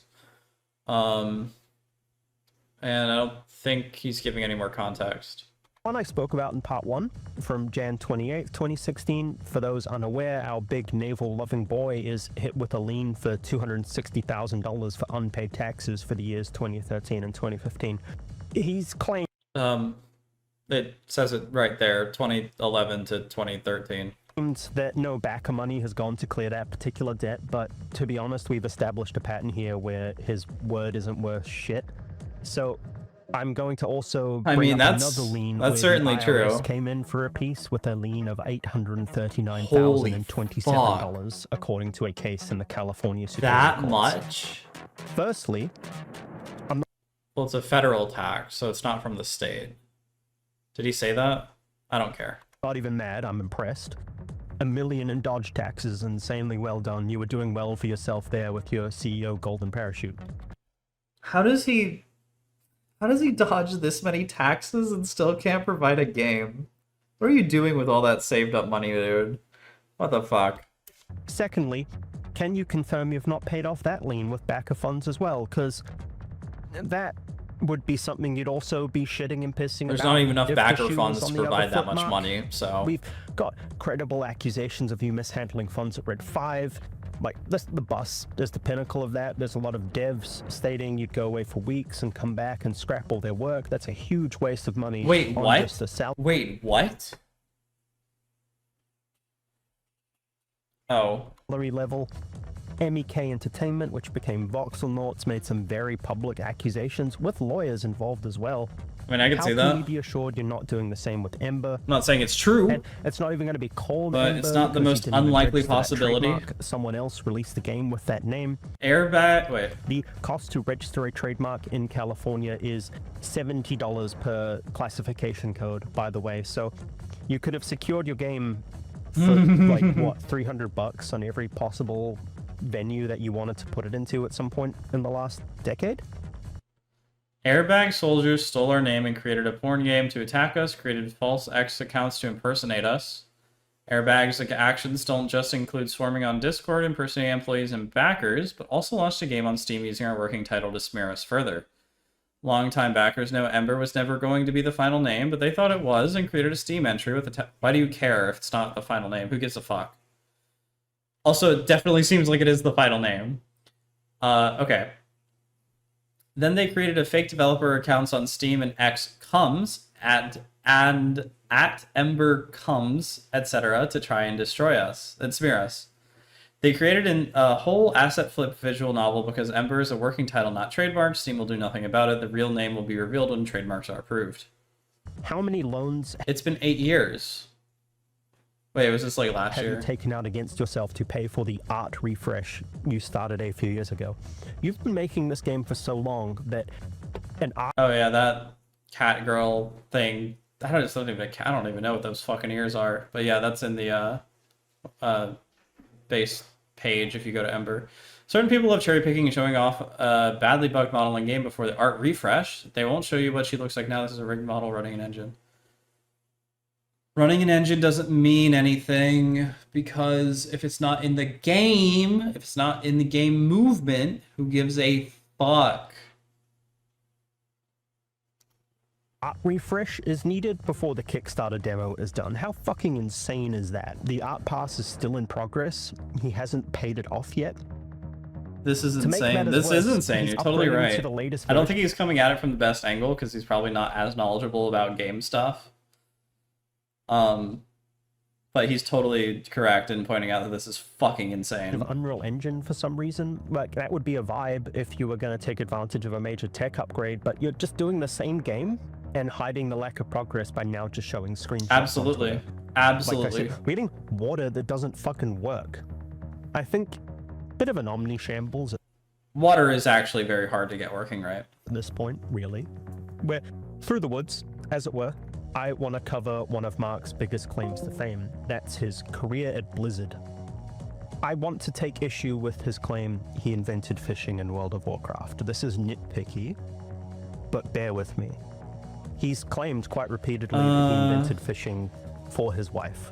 So the other mini games we got in here were things like fishing. Oh, he actually reports the book. First 3D. I can. So he's been around for a while. I can peer Here's review his take him. on fishing in I the have game. the book. Here's the whole segment. Eric Dodds was the first designer on the team, and he had spent years planning the minimum necessary features and functionality required for the game's crafted equipment. Eric always got the most bang for his buck and only asked for features or Page interface elements that 248. could be used in multiple ways. The only outlier in the trade skill system that required special functionality was fishing, but it barely took Sam Lantinga a couple of days to code. So Eric made fishing a click-on-the-bobber minigame requiring human interaction, which would hopefully make it harder for players to automate with hacks. Yeah, he nailed it. I'm not seeing a Mark Kern there. In fact, when I Control F Mark through the document, what I get is Mark Kern was the producer in charge of programming tasks. Not really a designer? That's it. I have issue with the way he's been positioning himself as the main source of all that's good in classic WoW. This is just a nice example. No, I actually, look, a lot of people don't like taking problems with like former employers in case there's a project that they have to work on again. Because like, look, the gaming industry is super hard right now, right? You're not going to, most devs aren't going to shoot blows at a potential employer. Because one, what if you need a job from that guy? And two, it can make you look bad to other potential employers. That being said, I find it extremely scummy that Kern is essentially trying to take credit for other people's work. That's awful. It's hard enough as it is in the games industry to get credit for what you actually did. And one of the things John Statz points out in his book is that he very well could have missed someone and does not want to misconstrue that he is talking from his personal experience, and there very well could be and definitely are people that he missed who probably participated in something that he covered and just never talked to them, never saw them, they were in a different part of the building or whatever, especially later towards development. So it's not impossible that Grummz worked on fishing. I would like to hear more of the clip that he said that in. But in general, Grummz does seem to take a lot more credit than he's due and doesn't give enough credit out to the people who deserve it. I highly recommend it. It is aggressively generous to Mark. John is the only Blizzard employee who's really maintained regular public contact with Mark. So it's like, there's no way you can really claim this is being unfair to him. But I look through it and it's like, yeah, he was in charge of programming. Oh, okay, he hired the right programmers who did the actual work. Jason Schreier wrote a history of Blizzard book, and he completely erased me from the book because he hates me, because he's a shithead. Producers often don't get the right credit they deserve. To my knowledge, they basically assembled the team. They keep design focused. A designer will usually create the design, and then the producer will make sure that things align with that vision. But they can really have a lot of different roles. so it can be hard to pin them down. Legacy media shithead.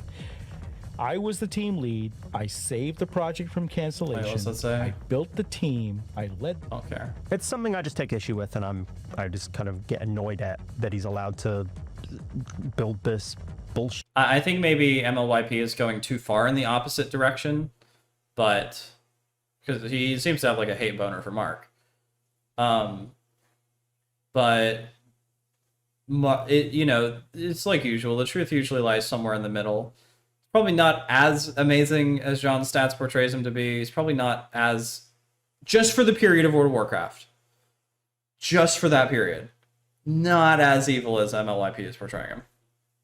Shit into clout where he's scamming people for close to $2 million. You might notice we're coming to the end here, so I want to talk about where some of this info came from. I saw some people upset I didn't credit some YouTubers for some reason, like McDizzle, Upper Echelon, Nasmia9. McDizzle and I were both aware of this info being pulled. I wasn't operating under the assumption I had to credit him for stuff that I was showing him and he was showing us. I recommend checking his stuff out if you're desperate for more Grummz lore. Nasmia9's done some really good work digging into the financials of Mark. His content is worth checking out even if you don't want to look at gamer grift stuff. He does really good content. Speaking of sources, the initial timeline spreadsheet in part 1 came together from about 4 days total, all from publicly available state and federal government sources, places like archive.org and the Wayback Machine, a lot of which we archived ourselves because there was nothing archived. Mark actively deleted most of his Foxy Fighter stuff in a panic. He just kind of let it all sit out there for some reason because, as shown in the time... Yeah, because Mark's horrible at OPSEC. Mark, you know what? The generous opinion. I'm the devil's advocate. I am the devil's advocate. Mark might be good at these things and simply refuses to do them because he's too busy gooning. Timeline, he keeps going back to Debbie-chan like a comfort anime.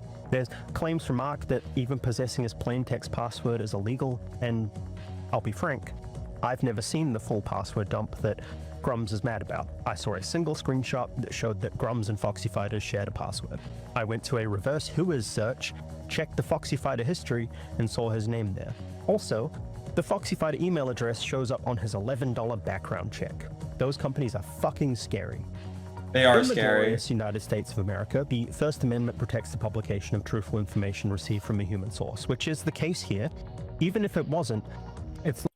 One of the things that is just in general good for you to know, you can essentially pay $10 to $20, and with a little bit of information on someone, you can find out a lot of information on someone. I don't like these services. I wish they did not exist. Sometimes you can contact them and they'll take down your information. A lot of these are receiving information from cookies, which it's a dumb word, but it's essentially trackers that websites will put on your computer to see what other websites you go to track what you're clicking on, what you're skipping, stuff like that, which gets sold to some sort of data collector, which then gets sold to an information collector. So a little bit of information can end up being a lot of information. And sometimes websites will even track what you put in as your username, your password, your real name, your address, stuff like that. So if you take one thing away from this, I'm going to put this at the intro of the video, because I think it is actually really important for people to know. Some of that information protection, like advertisements you see, aren't like absolutely horrible ideas, especially if you don't use a VPN or a protected browser. It's lucky there was a case in 2001 called Bartnicki v. Vopper, the Supreme Court rule that doesn't matter Assuming you want to keep your privacy. if the source was obtained unlawfully, as long as the publisher did not participate in the illegal action and merely received the information from the source. So people keep threatening to sick Cash Patel on me. That's pretty funny. The man looks like he's just seen a Scooby-Doo ghost. Anyway, when you have credible tax dodging allegations, why are you threatening to go to the cops? And this is why I'm filing a report with the FBI. This is a Google Doc. Here is what I think is going to happen. Mark is going to find one piece of this video he can prove I got wrong. He'll claim the $50K for League for Gamers was not donated in cash, but in labor. all public League of Gamers activity seem to have come from Red 5 employees. So would that not then make him a liar, saying he's donated money multiple times? Anyway, it'll be something like that. One piece of the video is wrong, therefore all of it is wrong. I do want to clarify that this has been presenting public information as best we can. Both parts of this video have both been about presenting public information. That itself isn't wrong. This speculation is all done in earnest. I'm not just making stuff up. Any gaps in accuracy are due to him actually purging information from the internet before it could be validated. So from there, he will attack the messenger. He called us an SJW of the left. He's going to reverse the victim and offender here, right? He's the I don't have anything to say. I think it's totally accurate. He seems to have Grummz' playbook down pretty good. It's not hard to see. He's a very repetitive person. Victim. The wokies are attacking him. They're not after me, they're after you. I'm just in the way. I am genuinely, unflinchingly happy to be proven wrong about these points. So MLIP is actually kind of saying that he is biased and that he's like left-wing. He had a joke earlier, or that phrase where he's like, I'm attacking Grummz because I'm politically motivated, whatever. I actually think this video is pretty unbiased. The most biased thing I see in this is that he's complaining about unpaid taxes. But I'm not seeing this as being like... This is just presenting information in a much better way than his last video, to be honest. I'm not seeing a crazy amount of political bias in this video. I think it's very good. As it stands, there are genuine, honest concerns that Mark is committing fraud. He is a chronic and habitual liar who will do anything under the sun to whip people into a frenzy so they stay angry. And my issue with this is that it's unregulated crowdfunding. I don't know if you could call it fraud. In a legal sense. You obviously can say, like, it is fraud in a colloquial sense, but if you were trying to prove it in a court of law, I don't know how far that would go. And they keep liking and but I don't think it would go very far. And giving him money. I think anyone who takes crowdfunded money for close to a decade deserves this level of scrutiny. Now, no one deserves this level of credit, scrutiny. Mark says the culture war is winding down, and I'm gonna make him a deal. I have a list. I'm blatantly taking this one from Nasmin9. Grummz has refused to answer quite a few questions. Do you deny the allegations you misappropriated funds for Voxelnauts, funneling it to your family and friends? He won't answer that, because if he answers no, it's going to prompt a bigger investigation. If he answers yes, it's going to prompt a bigger investigation. Do you see the highly suspect nature of having a tax lien levied against you and your first crowdfunding with intentions of many more being June? Do you see the highly suspect nature? Well, I mean, who cares? That's a dumb question. Can you definitely prove you did not spend the backers' money on the tax lien? I mean, I guess that's better. But he can misconstrue that as like, what, am I not supposed to get paid? I mean, of course I spent the money that I earned on my tax lien. Stuff. He could bullshit his way out of that. Why did you go radio silent on backers for 2 years, only coming back when they were about to pull their subscriptions, the reasoning your family was sick? Did he do that? It's kind of weird. Why did you not update the backers about this from the start?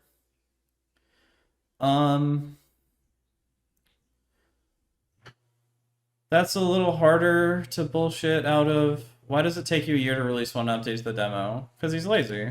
With that, this is a bad list of questions, I think. Accusation on you, do you see the highly suspect nature of a tax lien of $265,000 levied against you in January 2016 and your first crowd?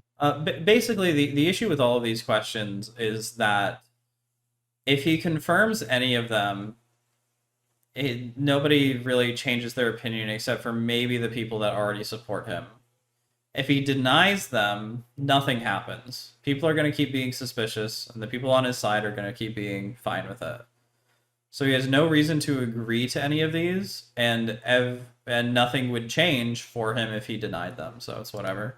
Crowdfunding with intentions of many more being June 2016. What's his incentive for telling the truth? Can you prove that you did not spend your backers' money on the tax lien or any other past debts? Your word is not enough on this. Let's add the federal tax lien to that one, you know, milli plus.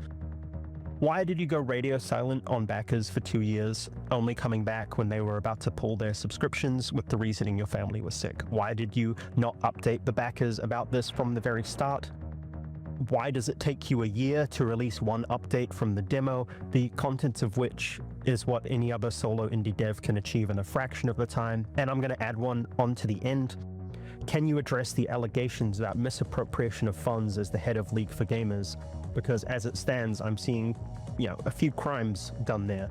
Okay, I mean, he might have them dead to rights on that one, but I don't know the law, so I'm not going to say that. But given the information that MLYP has presented to me, I can see how that could be an issue.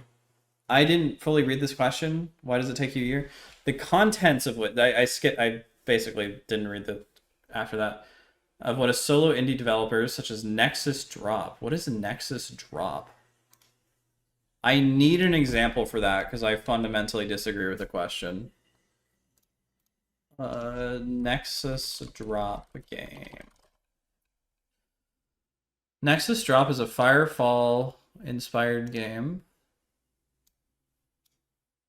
5 days ago, Tutorial Island. We have like an actually produced trailer. So I fail to see how this would be like an actual game, but I definitely like the idea. I think that's a lot of effort put into it. I think that's cool. And yeah, one solo dev versus everything Grummz has done. Yeah, no, that is a good point. But also, this isn't like an MMO. This guy's also kind of doing random shit. But that also means that there's a lot of stuff that Grummz could be doing and isn't. So that's fun. It's because it's an MMO. To those. I mean, I assume that would be Grummz' excuse, is because it's an MMO. And that other guy is making a single-player game. But Grummz should be making a single-player game because he's been working with a team that he's never worked with before. And it's just good practice. Log off and release your game. I know it's hard. You had a no 0 days channel in the Discord that rapidly turned into mostly 0 days. You tried to move the entire community back to x.com, only back to Discord. You took 2 years past the due date to even get it to a playable state. In 5 years, it's barely improved to... Oh, well, yeah, I mean, that's basically what I said earlier, yeah. Top it off, you took the forums down 6 months ago. More than 6 months ago, you promised that you'd back up soon. We're still not ready for a Kickstarter. You're going so far. Wait, has it actually been 6 months since people could stop their subscription? I need that substantiated. Actually, I would like that substantiated more. To build consent for not running a Kickstarter in your most recent chief chat that I listened to. There are a few things that piss me off more. As a capital G gamer, I have been playing video games my whole life. Then someone scamming people in a crowdfunded game. Oh yeah, MLYP, why didn't you release a 1 million view video on Mighty Number 9? Mark wasn't squeaky clean, this video wouldn't exist, and I'd just be on Twitter or Blue Sky. Fuck, maybe he did, I don't know. Lolicon pervert and ignoring him. Many people would be too. For those listening, if you're wanting to just move on from all this, I don't blame you. I'm going to after this. People in Mark's position pay their bills from this attention. They want cheap YouTube views, and they want the X.com blue checkmark dollars. It comes from you being angry and them keeping you angry. I'm not telling people I do have to say, I'm getting a bit tired. Their... I'm not following this too much. Someone who's taking money from people for a game that is realistically never going to be finished should stop trying to tell anyone how. That's true. I completely agree. I wonder. I wonder what kind of influence he's having. Oh, he's talking to a 2 million subscriber channel. Games? Far from it. Assassin's Creed Shadows fucking sucked. Not because it nebulously woke. It sucked because it was just the same Ubisoft bullshit for the 4th game in a row. I and many others would respect your opinions more if you complained about how games cost $20 more than they used to for slightly shinier graphics. That if you complain that they take 1.5 years longer than they used to and ended up with 3 times the bugs. If you complain that AAA studios are just reheating the same stuff with endless remakes, how many versions of Skyrim are there now? By the time between 8. I don't know. I think the video should have cut off about 3 minutes ago. I'm gonna finish it because there's not that much longer left, but this is I made whatever. part 1 of this video, and now they've made a woke Oblivion remake. I think a bunch of people, some of you watching them right. You need to have a tweet for that. Did Grummz seriously say it was a woke Oblivion remake? Twitter. I wonder if he's in damage control mode right now because of this video.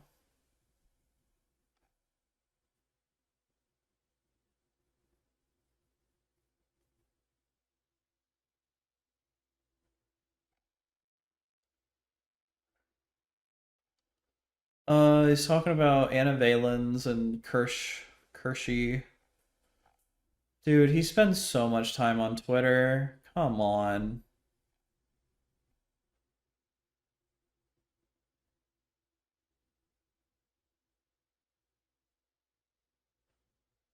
He's talking about some game with a boob slider. Come on. This is why you need to have it in the video. Unless he didn't actually, it's just making that up for like an example. I guess it says something that I could totally believe that he would say it, but alright, thanks for the goose chase. And it broke.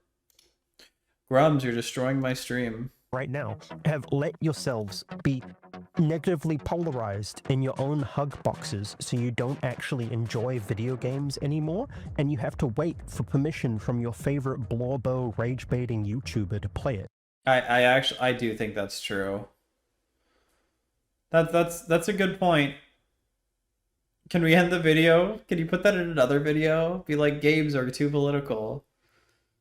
And be like, oh, it's not actually the games that are political, it's all these other people that make games, people who make games political after they're made. Something like that. Like, is Marvel Rivals woke? These people cry as they transvestigate Emma Frost. Like, it must So be true. fucking torture Go off, to be Queen. this eternally miserable with every game release. Getting that angry all the time over a woman with a side shave and a slightly too angular jaw. And it's This that is funny because the section is called Too Long Didn't Watch, and it's not summarizing anymore. It's just random. So I'm talking about more random Grummz behavior. part there. Like, please My energy's do gone. your own research about some of these topics. Come to your own conclusions. Don't let people whose We're gonna get a entire cat? The cat is incomes here. and popularity Oh, come she's off the across the room. controversy they're selling you, telling you how to feel and act. I guarantee your life will be much happier if you approach things a bit more constructively, instead of letting a man who has not released a commercially successful game in 20 years telling you what to be mad about. Find a cool indie game with a unique premise. Try it, and if it's good, tell the dev they're doing a good job.